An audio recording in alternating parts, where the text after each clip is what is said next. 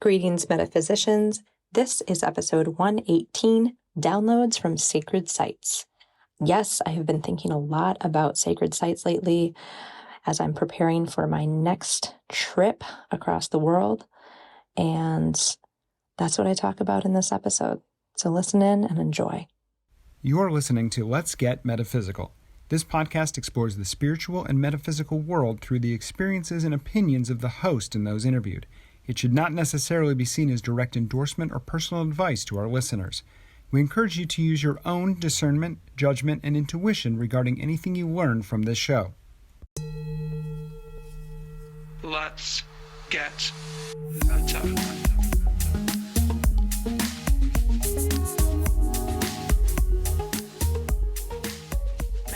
Welcome to the Let's Get Metaphysical podcast. I am your host, Renata Maniaci.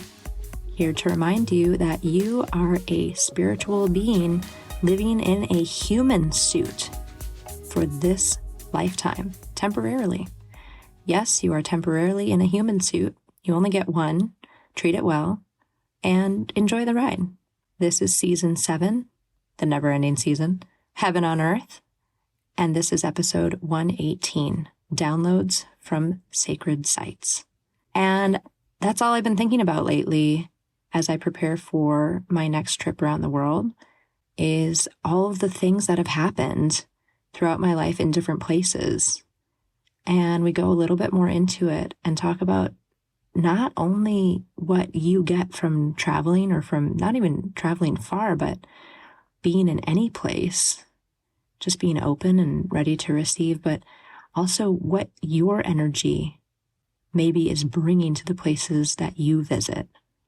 So we look a little bit into that. And without further ado, let's just jump into it. Are you ready? Let's get meta. Masters and angels, I request your guidance, your presence, and your support through this episode. I invoke the light of the divine within me. I am a clear and perfect channel. Light is my guide, highest possible good, and only good is allowed. Please help me to speak the truth, know the truth, become the truth, and be the truth. And please allow this episode to reach whoever needs to hear it. Thank you with gratitude and full faith. Bless creation. I am definitely thinking about sacred sites right now. I am about to embark on a journey to a few different countries, and I haven't been able to travel, like many of you, for the last few years, since 2019. And I am about to leave for India, Nepal, and Bhutan, maybe Sri Lanka, not sure yet. And I've been to India before, 17 years ago. It was half a lifetime ago. And I have not been to the other countries yet.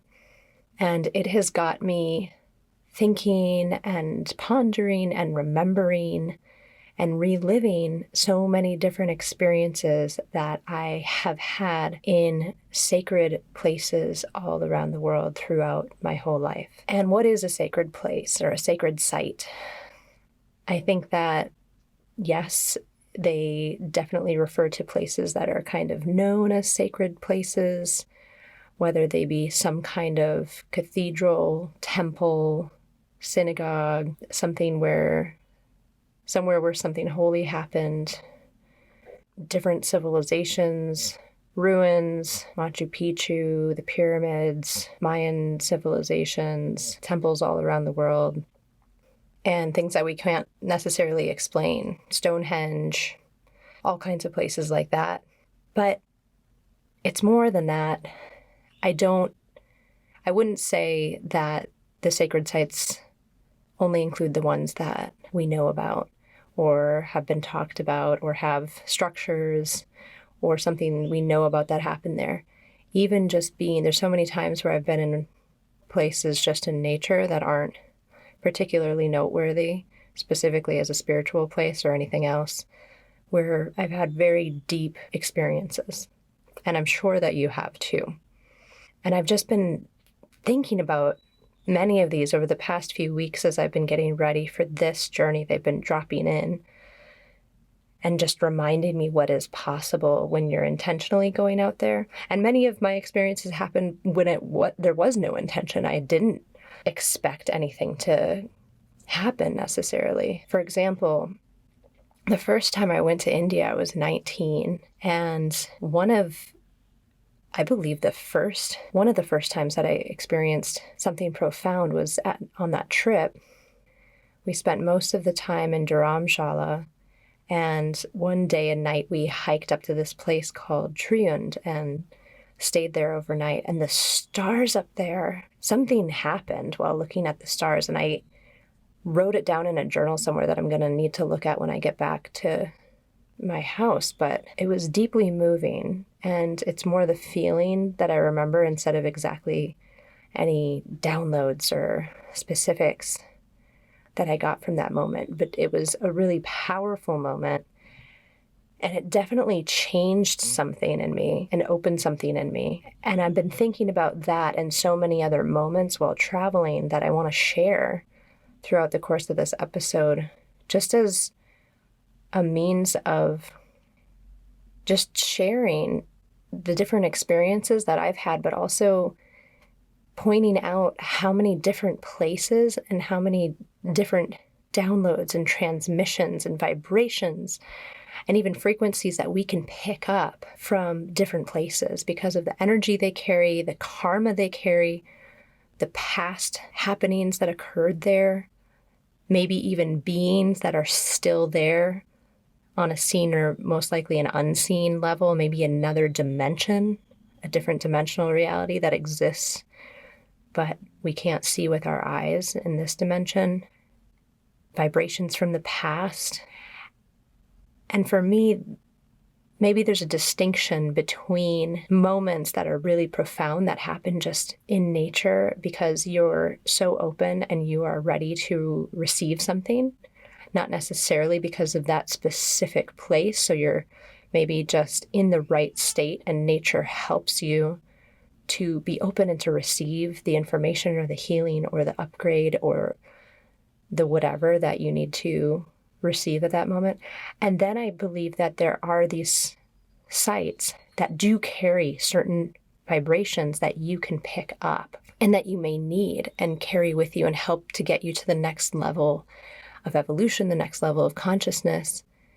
Almost like if you're playing a video game and you reach another level and you get a new tool or a new weapon, or I don't like to think about it as in terms of weapons, but a new tool for your toolkit that you can use. And spaces and areas and environments and sacred sites around the planet help us to do that. If that's in our life journey, some people, it's not in their path to travel in this lifetime.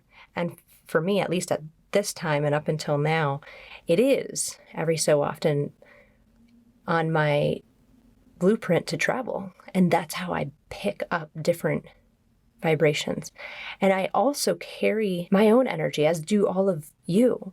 We carry our own things to these places, and maybe we're not so aware of our effect on these places, but we probably are having an effect. And maybe we bring something to these sites and these places that they need for their own evolution and their own healing.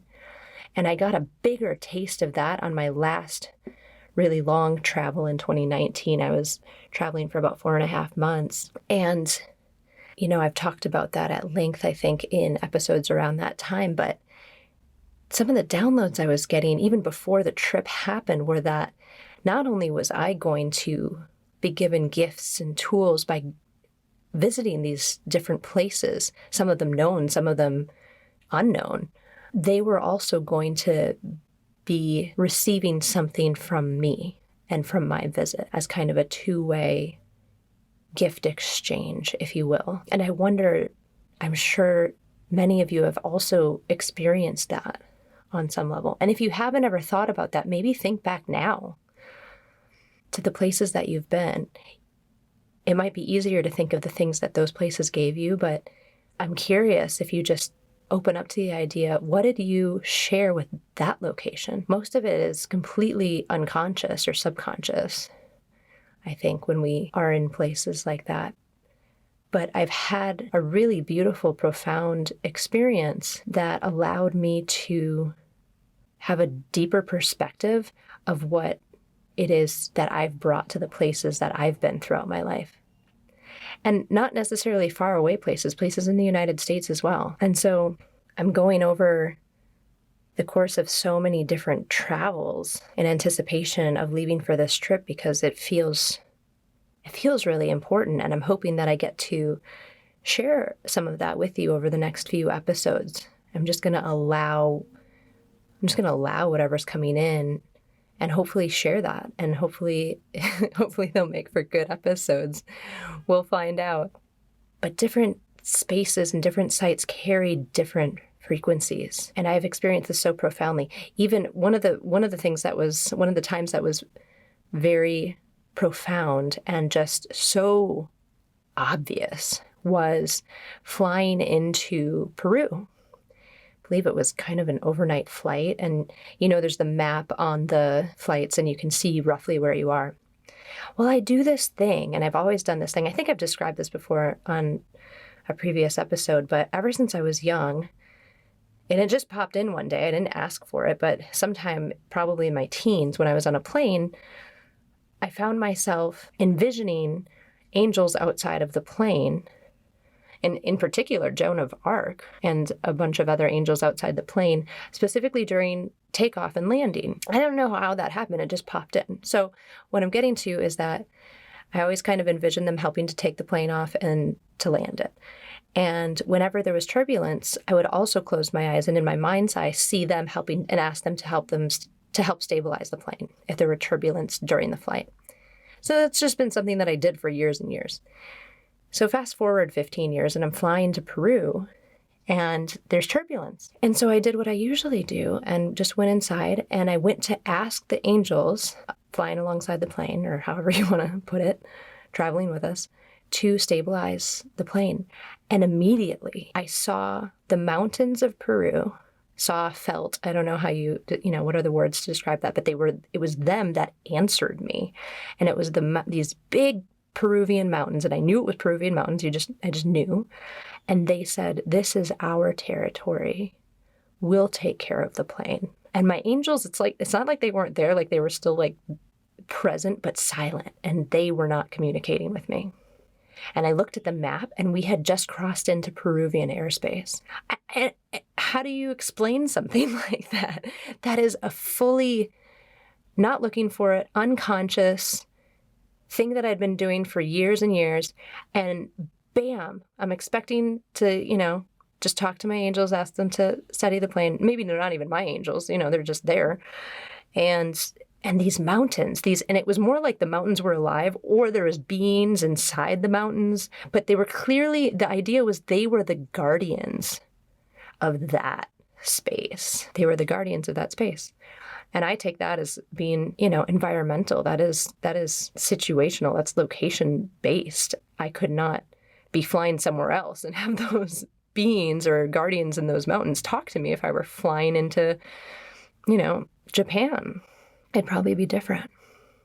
And so, the rest of the Peru trip too, for those of you who have been to Peru, I wonder what your experiences are like. But for lack of a better way of explaining how I felt while I was in Peru, it felt like there was, we were all in one dimension, and overlay on top of that was a dimension that felt so close and so alive, but you couldn't see it or hear it, of just a whole nother world happening right overlaid. It felt particularly strong in specific places in Peru. It wasn't like everywhere. It wasn't like walking around Cusco where I was for 2 or 3 weeks. You could just feel that. But in other places around Machu Picchu, places around Lake Titicaca, and other areas in the Sacred Valley, I just felt like if I had the ability to raise my vibration enough to slip into the next dimension, there would be a whole civilization happening right there that I could see and interact with. That is how tangible the environment or the location of Peru felt during that visit.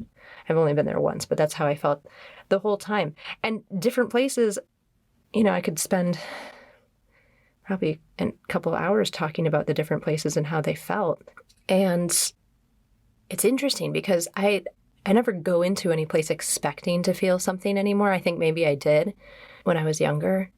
If somebody says this is a sacred site, you're expecting it to feel a certain way. And I've been a lot of places where so-called sacred sites did feel like that. They did feel special. There was a kind of magic, a kind of energy that you could feel, and it was tangible. And I've been in many so-called sacred spaces where it just felt dead, no energy left. Maybe there was something there long ago, or clearly there was, given the monuments or the temples that are there, but just the mojo is gone. It's gone. What are examples of those things? I've been in a few cathedrals in different places in the world that have felt, there's no other word for it, holy, whatever that means. And as you all know, I'm not religious, holy, that just feel deeply profound in some way, actually spiritual. A few of them were in France. That was the first place I ever visited, really outside the States. And not all of them, but some of them. And the first time I was in India, I remember visiting the Taj Mahal. And, probably the most visited place in India. And it's beautiful and spectacular. I didn't feel anything necessarily spiritual about it. That's okay. I visited Cambodia in 2019 and several of the temples there, and they all felt dead. Clearly something was there. Clearly there was a civilization there, and they had ritual and a whole thing going. But from my perspective and my feeling, and I'm not saying this as any kind of authority or for everybody else, but it just felt like that had gone. I didn't feel any other mojo that was still there, any kind of energy that was still there, any kind of overlayering or overlapping of dimensional community or reality that was still there. Well, that was me. Other people may have had different experiences. One of the most profound experiences I ever had was also completely unexpected. The first time I was living in Senegal, I think I was 21, and we traveled to a place in East Senegal, a community on top of a mountain. There's not many mountains there, but it was definitely higher, and we had to hike up to it, and there was a huge baobab tree. And purportedly the largest baobab tree in Senegal, and it could have been. And spending time with the people up there and that community and around the tree. And then right as I was going to walk down, as I'm sure I've recounted on the show before, I had an incredible desire to play a certain song on my iPod, that's when iPods were first kind of out. And it was a song from a musical. And I played that song, and all of a sudden, something clicked. That song just clicked something, and I started having this massive, deep spiritual experience. And I had no idea that it even was a spiritual experience until probably 10 years later. And everything I looked out over the horizon, and everything seemed connected. It was like one of those unity consciousness moments, I would call it. Everything was connected, and also there was a desire that everyone on the planet would feel that and see that. And I knew it was going to end, and it brought me to tears. And I know many of you listening have experienced that same thing somewhere else in some different context. But it was so, so powerful. And I don't know if it happened because when you're in a country like Senegal, you're just so wide open and you have no idea what's happening, and everything's new. So you're just you're just a sponge. And I think that does something to your energy field. I think that's why so many people have powerful experiences while they're traveling, especially to places like Africa, India. It could be anywhere, but I think there's something that when you're so far out of your comfort zone, you're just wide open because you just don't know. And you know that you don't know. So it allows things that would normally, ideas, downloads, levels of consciousness, things that would filter through your brain and your control systems and your conscious mind. You're already so far gone and so far open that these things can filter in and these experiences can happen. At least that's my theory. So that was happening there. I mean, I'll never forget it. And I never listened to that song because I don't want to lose that. If I know if I listen to that song, I can go back into that state for a brief moment. So I've probably only listened to it 3 times in the last 15 years.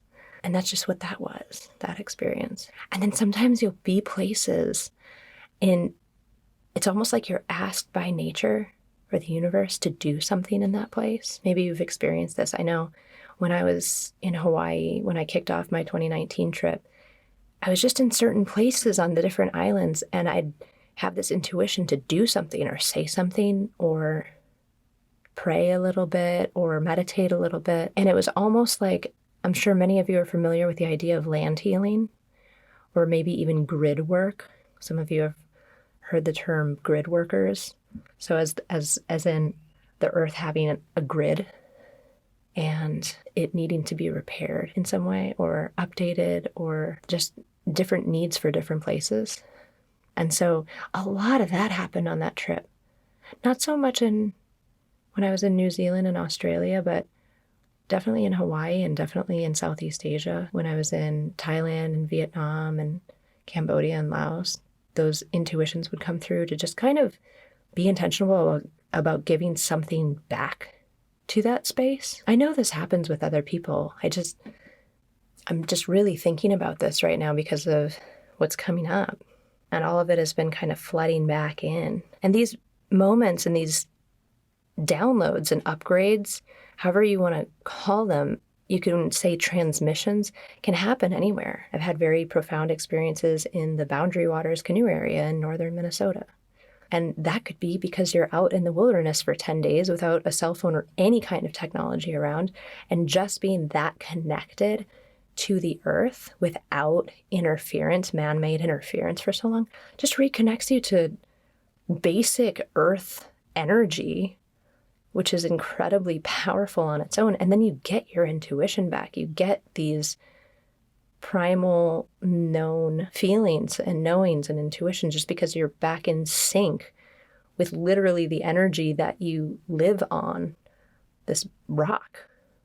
You're connected back to that.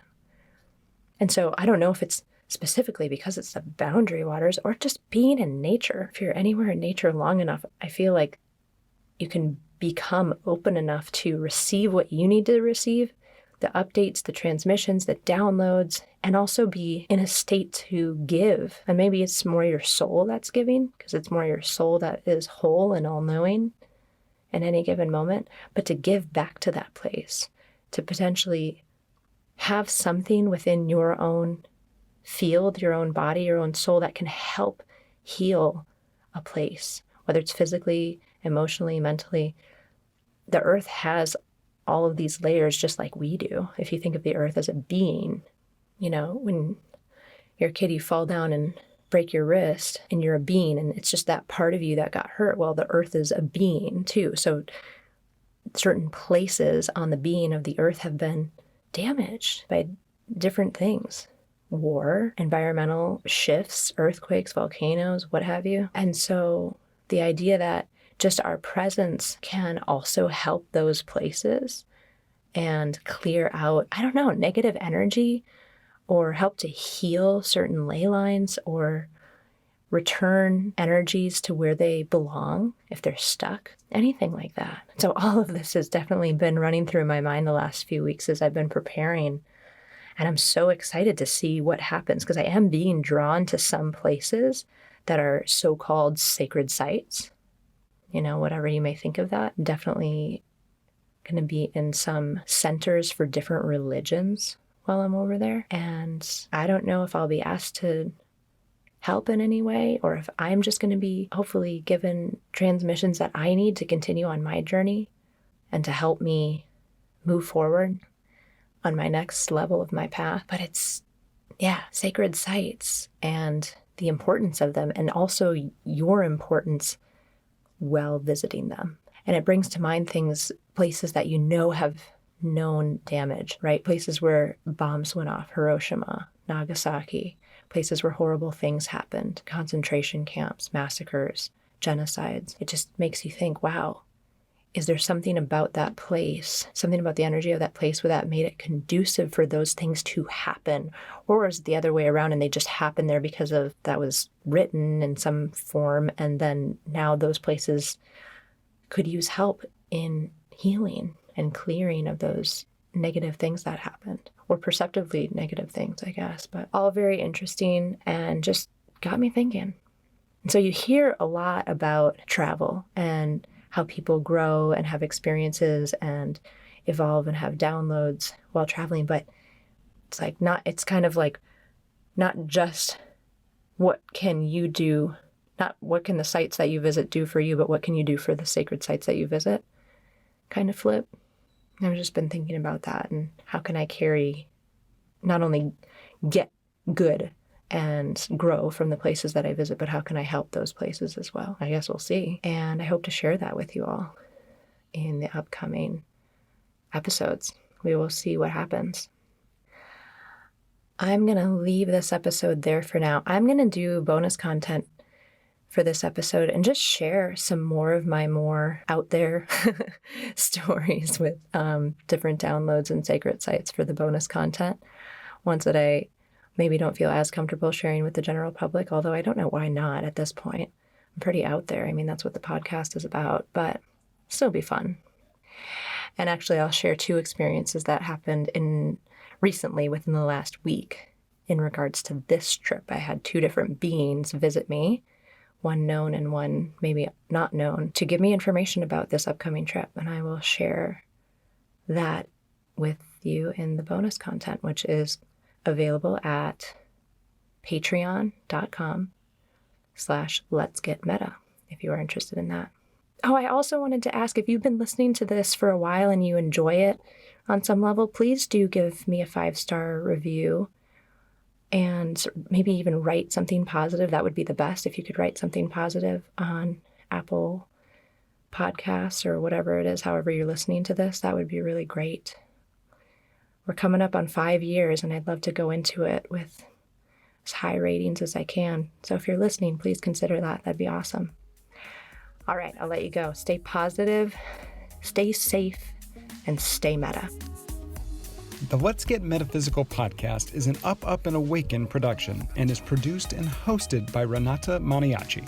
Our intention is to raise the vibration of the planet by sharing, validating, and normalizing spiritual and metaphysical experiences. If you are ready to raise your vibration, you might enjoy our free Let's Get Meta Master Clearing. To receive the Master Clearing or to learn more about the podcast, visit letsgetmeta.com. We like to share metaphysical stories and answer spiritual questions on the podcast. If you have a metaphysical experience you would like to share or have a spiritual question you would like to have answered, please send an email to info@letsgetmeta.com. The Let's Get Meta podcast is inspired by angels and supported by angels. If you would like to be an angel donor to the podcast, visit patreon.com/letsgetmeta. Thank you for listening. Stay meta. Let's get meta. Metaphysical. Let's get meta. Metaphysical. Let's get meta.